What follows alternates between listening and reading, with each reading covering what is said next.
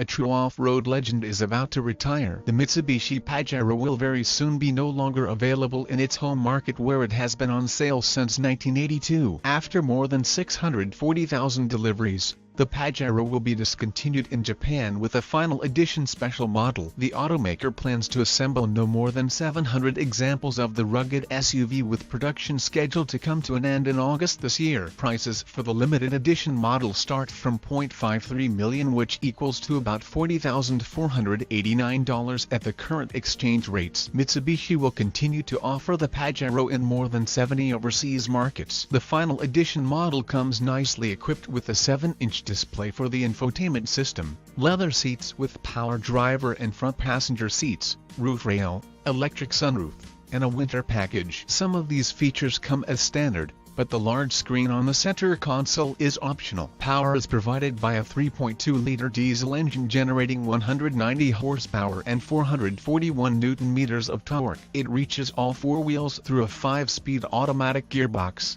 a Super Select 4WD second all-wheel drive system, and a lockable rear differential. The current generation of the Pajero debuted in 2006 at the Paris Motor Show. It was a major step forward compared to its predecessor, and several facelifts in 2009, 2010, 2012, and 2015 helped it remain competitive on the market. Depending on the market, a 3.0-liter V6, 3.5-liter V6, and 3.8-liter V6, as well as two 4-cylinder diesels were available. In 2018, Mitsubishi saw a major decrease in demand for the Pajero in Japan, managing to deliver less than 1,000 examples. The main reason for its sales slump is the SUV poor economy rating, significantly overshadowed by the brand's more efficient offerings like the Outlander PHEV and Eclipse Cross.